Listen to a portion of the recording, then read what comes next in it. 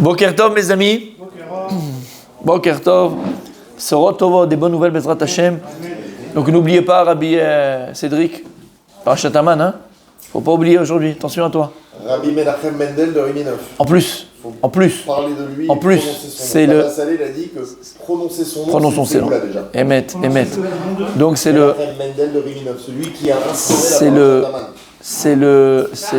C'est exactement. Menachem Mendel de Riminov. Et donc c'est un jour très spécial pour la Parnassa, Bezrat Hashem, puisqu'on est Parashat Beshalach. Et la Gemara nous dit que Kashek, Meznotav Shelam Kekrat Yamsouf, c'est aussi difficile qu'Aviachol, la Parnassa d'une personne, le gagne-pain d'une personne, c'est aussi difficile que l'ouverture de la mer Rouge. Et donc c'est dans Parashat Beshalach où il y a la manne, où Akadosh Baruch Hu va donner la manne dans le désert au Bnei Israël, au peuple juif, pendant les 40 ans dans le désert. Et la manne, c'est la représentation, et pas simplement la représentation, mais c'est l'essence même de la Parnassa sans se fatiguer. Et c'est ça qu'on demande à Kadosh Baruch Hu. Merci beaucoup. C'est qu'on demande à Hachem qu'on ait une Parnassa, qu'on ait un gagne-pain, qu'on ait notre gain, notre argent, Baruch Hashem, sans se fatiguer. Et comme dans le désert, les tzadikim c'était à leur porte, les pieux c'était à la porte de leur tente, ceux qui étaient bénonymes, les moyens, ils devaient marcher un petit peu jusqu'au milieu du camp, et ceux qui étaient un petit peu tralwiders, pour rester poli, ceux qui étaient un petit peu loin d'Akadosh Baruch Hu, ils devaient sortir du camp pour aller chercher la manne. Et ben voilà, il faut demander à Kadosh Baruch Hu qu'on est à la porte de notre maison de Parnassa sans besoin de se fatiguer, sans besoin d'avoir des inquiétudes. Mais ça dépend aussi de notre comportement et de nous-mêmes. Ok, donc ne pas oublier de faire Parashat Haman. On l'a envoyé dans le groupe. Baruch Hashem. N'oubliez pas, il faut lire la Parashat de Beshalach. Extraordinaire. Il faut le faire en hébreu ou En hébreu, il y en a qui font en araméen aussi, mais si tu fais qu'en hébreu, ça va aussi. T'as qu'à faire en français. C'est pas de la superstition. Alors on y va, messieurs. On y va, messieurs. C'est pas le sujet, on y va. Chovot al-Vavot, on continue. Donc on avait dit hier, messieurs, n'oubliez pas. Et juste, je terminerai par rapport à ce qu'on a dit hier, c'est important. Quand on avait dit que si une personne elle est seule, d'accord, et qu'elle est rejetée même par sa propre famille parfois, ou elle est rejetée par ses proches, par des fois même elle est étrangère dans sa propre maison, alors il faut savoir que Kol Mina Shamaim, et au contraire, il faut qu'il soit menatzel, qu'il exploite cela dans le bon et dans le positif. C'est qu'Akadosh Baruch Hu, il te réclame, il te demande, et tu seras concentré uniquement à servir Hachem. Et en vérité, ça peut être ponctuel. Et ça, je ne l'ai pas dit hier, ça peut être ponctuel. Des fois, on a l'impression qu'on se sent seul. Il y a un sentiment de se sentir seul. Ça peut être ponctuel. Sache que Akadosh Baruch Hu, il te fait ressentir ce sentiment-là pour que tu te tournes vers lui et que tu sois mamash de manière intime avec lui à ce moment-là. Donc, ce n'est pas forcément que tout le temps tu te sens étranger ou tout le temps il y a un... Des fois, tu te sens seul. Des fois, tu te sens, entre guillemets, même rejeté par tes proches. Sache que la Kol Mina Shamaim, c'est pour que tu te rapproches d'Hachem. Maintenant, on va voir, il dit le Rav, Vim yesh la adam isha ou krovim. Alors, parce qu'avant, il avait dit le Rav aussi, que par exemple, il y a des gens qui n'ont pas, malheureusement, ils n'ont pas eu la chance, le mérite même, soit de se marier, soit d'avoir des enfants, ou malheureusement, ils ont perdu leurs parents très jeunes, ils sont orphelins, et ils n'ont vraiment pas de famille, ils sont seuls. D'accord? C'est Rémi. Tu connais Rémi? Sans famille. Ouais, Rémi. C'est Rémi. D'accord? Mais il ne l'a pas choisi, par exemple. Par exemple, il ne l'a pas choisi. Après, il y a des gens qui n'ont pas fait ce qu'il fallait faire, ni pour avoir des enfants, pour disparaître. L'homme est chané. Mais, il est seul. Même dans ce cas-là, le Rav, il me dit, même dans ce cas-là, il faut savoir que, alors Tenatzel exploite cela. Chacun il a son isséon, chacun il a son épreuve. Et si toi maintenant, alors que tu n'as pas choisi, c'est pas toi, chez Mishmor, qui a tué tes parents. Chez Mishmor, le type il est orphelin, il n'a pas connu ses parents, il les a connus très jeunes, mais après il est orphelin. Sache que ça, c'est l'initiative d'une personne, c'est l'épreuve d'une personne. Et ça, en cela, Kadosh Baruch Hu te dit, voilà, c'est moi ton seul, entre guillemets, ton seul papa. C'est moi ta seule maman. C'est moi et c'est que moi. Donc, Tenatzel exploite au maximum pour se rapprocher d'Akadosh Baruch Hu. Qu'on connaisse que le bonheur, qu'on ait les parents jusqu'à 120 ans, Bezrat Hashem. Que tous ceux qui ne sont pas mariés, qui se marient, parce que Zeika Vachaim, il faut se marier, Bezrat Hashem. Il faut amener les enfants au monde, il faut avoir une famille, Bezrat Hashem. C'est la bracha, si Dieu veut.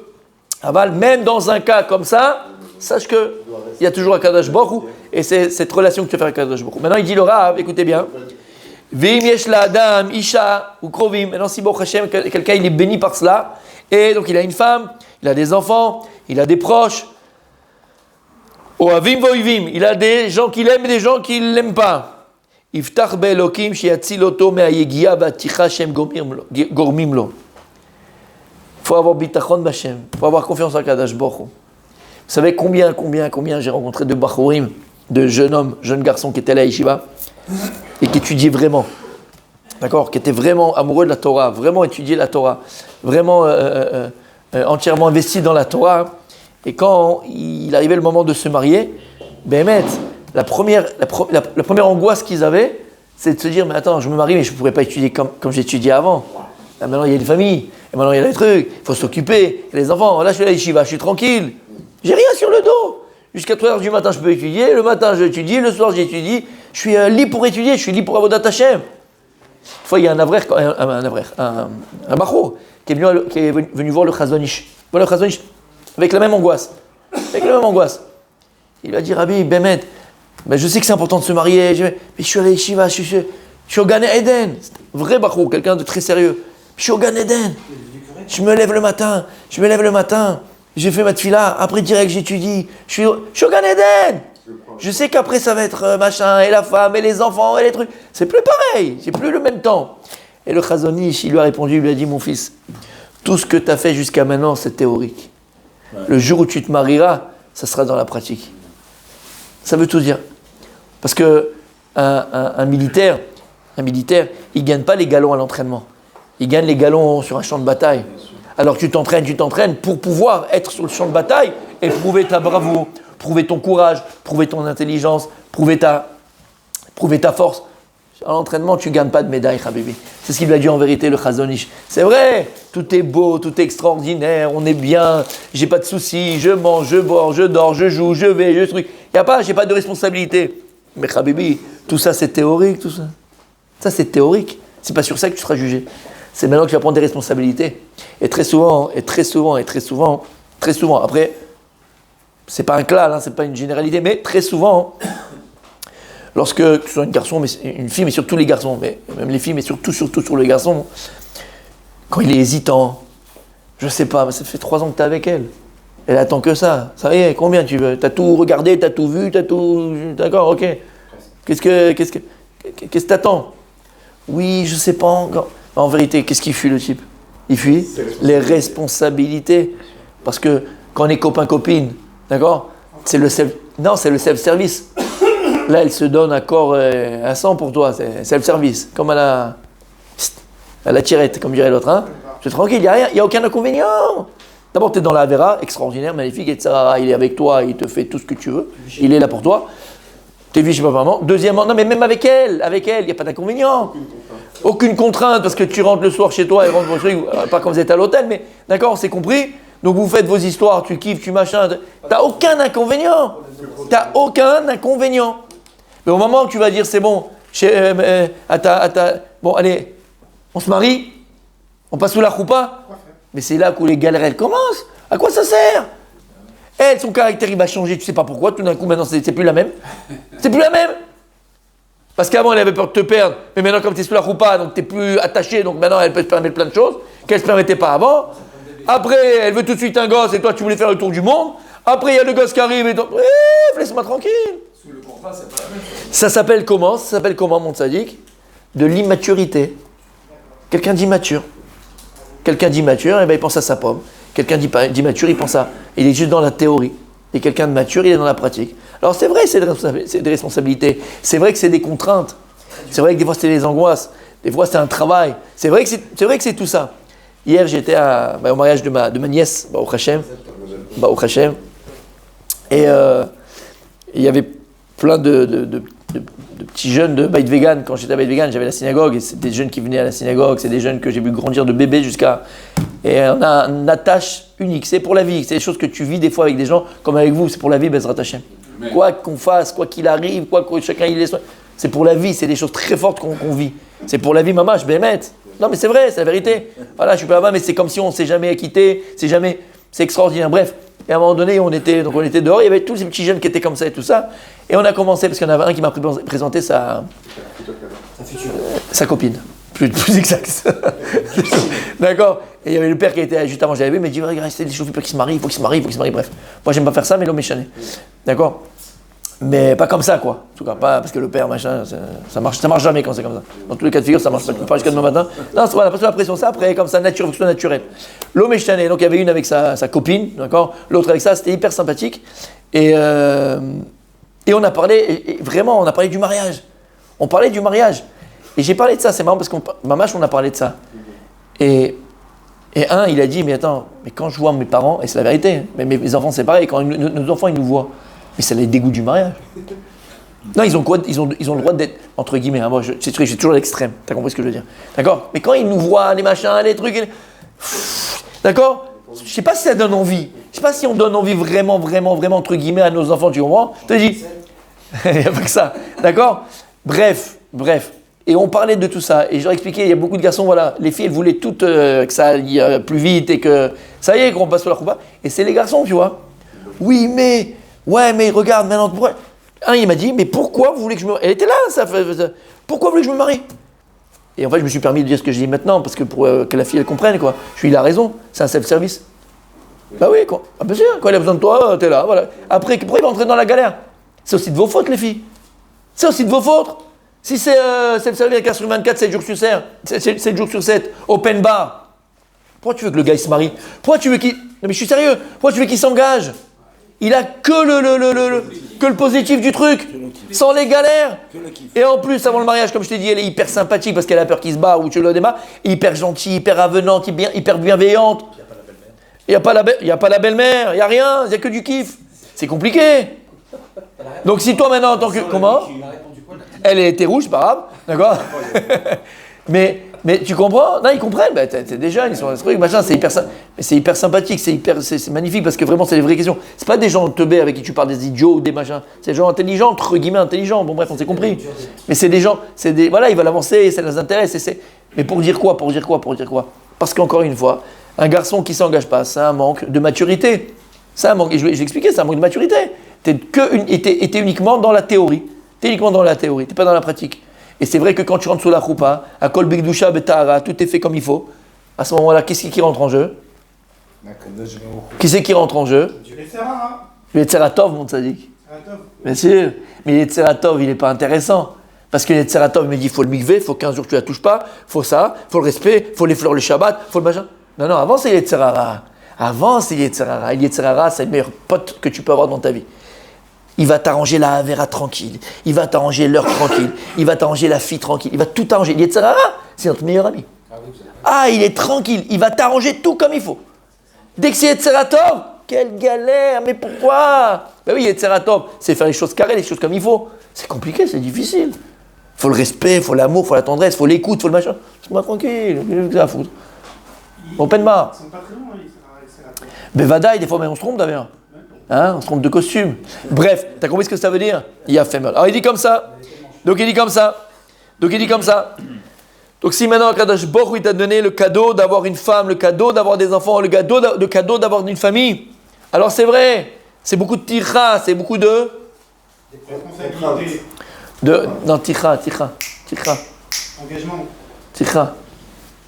Non, l'itroir, de fatigue. C'est beaucoup de fatigue, c'est fatigant. Faut beaucoup faire des efforts, faut faire beaucoup de choses, Nachon? Tiftach Bashem. Et confiance en Kadosh Baruch Hu. Qu'Akadosh Baruch Hu, il t'allégit le poids de la famille. Demande à Hachem qui t'allégit le poids de ta famille. Qui t'allège? Merci. Qui t'allège le poids de la famille. Qui t'allège les responsabilités. Bémet. C'est une Gemara m'a toujours... Et Baruch Hashem que je l'ai étudié tôt, parce que tu gagnes du temps en fait. Plus tu apprends tard, plus tu fais mal. Et donc tu perds ton temps. Et donc c'est une Gemara tellement magnifique. La Gemara elle dit que la femme et les enfants, je crois qu'elle est dans le mode kata si je me rappelle bien, la Gemara elle dit que la femme et les enfants, eux, ils tournent leurs yeux, leur espérance vers le papa. Oui, c'est la sécurité. Vers le papa. C'est-à-dire que la femme ne va pas dire à Hachem, elle dit chérie, la visa, chérie, j'ai besoin de ça, chérie. Et les enfants, vers qui ils se tournent? Vers papa. Et la Gemara, elle dit, toi, quand ta femme et tes enfants, ils se tournent vers toi, ten lahem. Je te dis d'abord, ten lahem. Tu te dois de leur donner. C'est une Gemara. Tu te dois de leur donner. Et toi, après, tourne-toi vers ton papa. C'est qui? C'est Akadosh Baruch Hu. Donc les enfants et la femme se tournent vers leur père, leur mari, Et toi, tu te tournes vers Akadosh Baruch Hu. C'est dur. C'est quand même bizarre. C'est dur. Non, c'est logique. Bizarre, C'est parce que dur. si on reprend la Genèse, c'est Adam, c'est elle qui a donné le fruit à l'homme, donc on devrait se retourner vers la femme. Non, c'est aucun rapport là. Tu mélanges tout. Non, aucun rapport. On parle pas de ça. On parle dans les besoins. Une femme et des enfants qui se tournent. Papa, j'ai besoin de basket. Papa, j'ai besoin de machin. Papa, j'ai le chouk. Papa, j'ai le foot. Papa, j'ai le machin. Papa, j'ai le nouveau. Papa. Et la femme à qui elle demande? À son mari. Chérie, je dois acheter les chaussures. Chérie, je dois faire les courses. Chérie, je dois faire les ongles. Chérie, je dois aller chez la pédicure. Chérie, je dois aller machin. Chérie, chez qui elle va? Chez toi. Maintenant, elle m'a dit, et toi, vers qui tu te tournes? Des fois, tu lui dis comment je fais? Toi, tu dois la répondre. Et si toi, tu la réponds, quand tu vas te retourner chez Akadosh Baruch Hu, alors Akadosh Baruch Hu, il va te répondre aussi. Toi, c'est Akadosh Baruch Hu. T'as compris ce que ça veut dire? Bien fait. Veishtadel lemale et rovotav klapem ou la sbia et retzonam et la. Je l'ai pas lu avant. Bon, sérieusement, je l'avais lu avant, mais là, je l'ai pas lu aujourd'hui. Mais veishtadel, et tu vas faire tous les efforts du monde pour remplir tes responsabilités envers eux. Vela sbia et retzonam et la shalem. Rabbi Cédric, tu dois rassasier leur volonté, belev shalem, de manière entière. C'est pas que tu vas donner et tu vas gueuler. C'est pas que tu vas donner et tu vas pleurer. C'est pas que tu vas donner et tu vas cracher. Belev shalem. Comme c'est dur, purée. J'ai envie d'arrêter la vidéo là, je te jure. Parce que je parle pour moi. C'est trop dur. C'est trop dur. Parce que même quand tu arrives à donner, tu fais l'effort de donner, tu sais, hein, c'est pas facile. Hein, tu sais, je peux pas. C'est dur. Belev shalem. Mais je peux arrêter là? Ouais. C'est une claque. Là, moi, je prends une claque. Non, mais je prends une claque, j'arrive pas. C'est tellement pas moi. J'arrive pas. Mais bon, Alvaï, hein. J'arrive pas, Sadik. Vous êtes pas marocain? Non, mais des fois, t'arrives, tu peux pas, Sadik. Hein? Vous faites avec le cœur, mais vous grognez, c'est pas pareil. C'est pareil, Sadik. C'est auto d'avoir. Il grogne avec le cœur. Non, mais des fois, tu t'arrives pas, des fois, tu peux pas. Écoute bien. Nous, on est cartésiens, la femme, elle comprend pas. La femme, elle est dans le besoin. Nous, on est dans le peu, elle est dans le je dois. Nous, on est dans le peu. On peut pas, papa. Elle est dans le doigt, mais on doit. Mais on peut pas, mais on doit, on peut pas. Et toute la journée, c'est que ça. Mais je suis sérieux. Le Rav, il dit, toi, tu dois donner. C'est pas une éducation, c'est une formation de sadique. C'est une malformation plutôt. D'accord? Exactement. Atat, ça veut dire que la tête est rassasiée. Belef shalem, comme c'est dur. Ve'al yarbid et olo ou lo alehem. Oh là là. Dès qu'on change de Gemara. C'est dur, Tzadik. Il faut pas trop faire peser ton joug à toi, ton poids à toi sur eux. On va leur faire ressentir. On n'arrive pas à le faire ressentir. En général, on dit pas. On vous écrase. On dit pas. On dit pas. Ouais, mais quand elle insiste et qu'elle comprend pas qu'il n'y a pas, tu fais quoi? C'est des allusions. Mais elle comprend pas l'allusion, elle comprend la femme l'allusion, toi. Elle comprend pas, elle doit. Tu comprends pas qu'elle doit? La femme, elle doit. Elle dit, mais on peut pas, mais je dois. Et voilà, on est dans le peu et dans le doigt, dans le. Deux claques, il a dit. Solution, on fait quoi? Veidag, d'abord on termine. Veidag lidvarim shem letovatam. Et tu dois t'inquiéter de toutes les choses qui sont bonnes pour elle, pour eux. Veidag lidvarim shem letovatam. Fais en sorte que tu as ce qu'elle a besoin. Fais en sorte que tu as ce qu'ils ont besoin. Lidog, pas tu fais quand elle a besoin. Avant, lidog c'est anticipe. Se soucier, j'aime ce mot-là. Soucie-toi de leurs besoins. T'attends pas qu'ils viennent vers toi pour te demander. La gosse, elle a besoin. Oh, bon, j'arrête parce que je m'enfonce. Il y a un moyen. Par contre, n'envoyez pas cette vidéo à ma femme, je vous en supplie. Non, mais Bémet, je suis fini. Je vous dis, si vous voulez que je revienne à la synagogue, d'accord, entier. Non, Shalem. Voilà, surtout, on n'en parle pas, ça reste entre nous. Non. Veillez Neheman lahem bechol yanehem. Il faut que tu leur sois fidèle dans tout ce qu'ils ont besoin, fidèle, Neheman. Et pas seulement fidèle, quelqu'un de confiance. En fait, c'est ça, en fait. C'est ce qu'elle dit la Gemara. Un appui, mais c'est ça, en fait, ce qu'elle dit la Gemara. La femme et les enfants, ils se tournent vers le mari parce qu'ils ont confiance en toi. Ils ont confiance. Attends, t'es le papa, t'es là, t'es le truc, t'es le boss, t'es le. C'est à toi d'amener. C'est la sécurité, exactement. Veillez Neheman lahem bechol yanehem. Alvaï qu'on arrive, que nos femmes et nos enfants, ils ont confiance en nous. Ils peuvent nous demander ce qu'ils veulent, ils ont confiance. Papa, il est là, maman, elle est là. Je peux dire qu'en tout cas, dans les générations, nos parents, je ne sais pas comment c'était chez vous, et je pense que c'était toujours tous pareil. On dormait tranquille la nuit, on dormait tranquille le jour. Et je vous dis, des fois, on avait des... C'est ce qui nous donne la Non, mais ce qu'on a besoin. Oui, mais surtout dans ces choses-là. C'est ce qui nous donne la force, même. Exactement. Et c'est Il y a de la gratitude. Nos parents, on a tous connu pareil, exactement, mais on a tous connu pareil, où nos parents, ils ont eu des moments de haut, des moments de bas, et des fois, je me rappelle, d'accord, mais ils nous ont jamais, oui, mais au niveau surtout de ce qu'on a besoin, d'accord, pécunier, jamais ils nous ont fait ressentir le manque. Jamais nos parents nous ont fait ressentir le manque. Jamais. Et c'est vrai. Quand on avait un problème à l'école, n'importe avec un copain machin, t'allais voir ton père ou ta mère, en l'occurrence ta mère, d'accord. Tu savais qu'elle allait régler le problème. Mais tu savais que le problème allait être réglé. Quand j'étais jeune, il y avait l'UST qui s'est ouvert à Sarcelles. L'UST, vous connaissez l'UST ? Ouais. L'UST, c'est Union Sportive Tunisienne. C'était à Tunis. C'était un club de foot, mais il n'y avait que des juifs. À Tunis, hein. Ils ont joué en championnat ils ont gagné déjà le championnat à Tunis dans les années 40 et tout ça, 30 et tout. Très très fort. Ils l'avaient refait à Sarcelles, l'UST. Ils appelaient ça l'Union Sportive Tricolore, pour pas dire tunisienne. Bref. Et j'avais tous les copains, il y avait Yoav Djebali, il y avait Harry Djebali, tout le monde. Il y avait Fitoussi. Raphaël, comment il s'appelle ? Stéphane Fitoussi. Stéphane Fitoussi, là, qui est à la synagogue, docteur Fitoussi. D'accord ? Bref, il y avait tout le monde qui partait là-bas. Et moi, j'étais un foot, et c'était ma passion, c'était mon rêve. Bref, moi aussi, je devais partir. Et ils avaient ouvert, le premier niveau, c'était les pupilles. C'est le plus petit, les pupilles.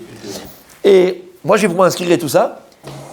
Et comme j'étais né en mars, c'était jusqu'à 31 décembre, tout ce qui est né avant le 31 décembre 79, pas 78, j'avais 3 mois de... Ils m'ont dit non, je peux pas.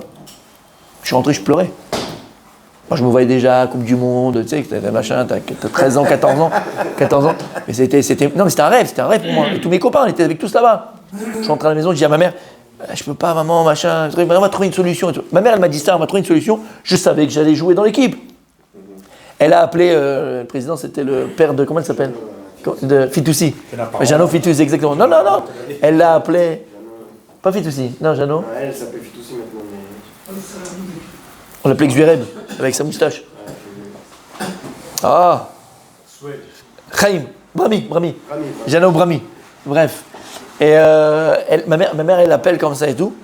Et lui, il lui dit directement, il dit non, mais je sais les trucs, mais on peut rien faire, c'est la loi, entre guillemets, c'est la loi, quoi. C'est la loi, nous on fait rien, on donne les noms, après la carte, tu sais, t'as la carte de joueur, quoi, t'as une carte de joueur. La licence, t'as la licence, il peut pas, c'est impossible. Un pitbull, ma mère, un pitbull, quand je lui dis, elle a pas lâché, mais elle l'a tué, elle l'a lessivé, lui, il voulait, à chaque fois, moi j'écoutais par le, tu sais, à l'époque on avait le truc en dessous, et moi j'écoutais par l'écouteur comme ça, mais le type il pouvait plus. Et chaque fois il dit, bon allez, au revoir madame, ma mère, non, mais il n'y a pas, je raccroche, pas. Le mec il a dit, j'en peux plus. Il a dit, bon, je vais trafiquer sa date de naissance. Il n'en pouvait plus. Il a trafiqué, il a créé 8 décembre, 8 mars. Mais mec, tu comprends ? Mais j'étais sûr que j'allais jouer. Pourquoi je dis ça ? Tout le monde a vécu des choses pareilles avec ses parents, que ce soit pour l'école, que ce soit pour un machin. Et c'est ça qui dit le Rav. Par rapport à nos enfants, par rapport à notre femme, il faut qu'ils aient une telle confiance en nous que si jamais ils ont besoin de nous, ils savent que papa il va régler les problèmes. Ils savent que maman elle va régler les problèmes. Ils savent que mes parents et maman ils sont là. Et là, en l'occurrence, on parle de papa par rapport à l'argent. Et là, c'est le plus important, messieurs. Et ton devoir et ta responsabilité, c'est d'éduquer tes enfants à se conduire comme la Torah, elle te le demande. Comme Akadosh Baruch Hu, il te le demande. Éduquer nos enfants, c'est pas le bonheur, la chance, le petit bonheur, la chance. Si tu vois que ta fille, elle sort avec, tu crois que c'est une jupe, mais c'est comme un court-col, d'accord ? D'accord, t'as compris ? Tu lui dis, chérie, c'est trop court. Ah mais papa, c'est trop court chérie, c'est pour toi, t'es pas à vendre, t'as un kavod à avoir, faut te respecter ma fille. Tu vois ton fils qui est avec des copains qui n'aimeraient pas, tu coupes tout de suite tu coupes les liens. Tu le mets dans les écoles où il apprend la Torah. Ah mais le niveau, tu sais, il est pas... Niveau de quoi ? Toutes les écoles en Israël sont 000. Toutes les écoles elles sont 000 entre guillemets. Tout. Alors tu vas apprendre quoi à tes enfants ? Qu'est-ce que tu veux qu'ils fassent ? Toutes les écoles au niveau non, je parle des niveaux Chol, d'accord, sont nuls. Niveau scolaire, ils sont nuls, ils font rien, ils entrent à midi, à 1h, ils font plus rien, il n'y a pas de devoir, rien. Toutes les écoles. Combien ils étaient dans des yeshivot sur du avocat, combien ils étaient dans les machins, ils sont aussi... Mazé méchané. Combien il y a des écoles où il y a de la Torah, des écoles où on apprend à Kadosh Baruch Hu, on parle d'Hachem, pas des écoles où on appelle les transgenres, des écoles où il y a du wokisme, et on est en Israël, à gogo. On te parle de bêtises. Et tout le but, c'est d'enlever Akadosh Baruch Hu, d'enlever Dieu. Mais toi, je mets tes enfants là-bas, t'es venu de France pour ça. T'es inconscient. Ah, mais lui, regarde, l'enfant, il est parti, il est sorti bien. Et après? Et alors? C'est une preuve. C'est une preuve. Ben oui, il est parti à Tchernobyl, il n'est pas tombé malade. Alors tu vas y aller toi, Ahmar. Non mais sérieux, c'est bête. C'est idiot. On n'a pas dit que parce que l'école est comme ça, alors sûr il va sortir bien. On n'est pas en train de dire, mais mets toutes les chances de ton côté. Mets toutes les chances de ton côté. Asher to'ilaim la'avodat haboreh, כמו שכתוב, ואהבת לך כמוך. ונאמר עוד לא תשנא את אחיך בלבביך.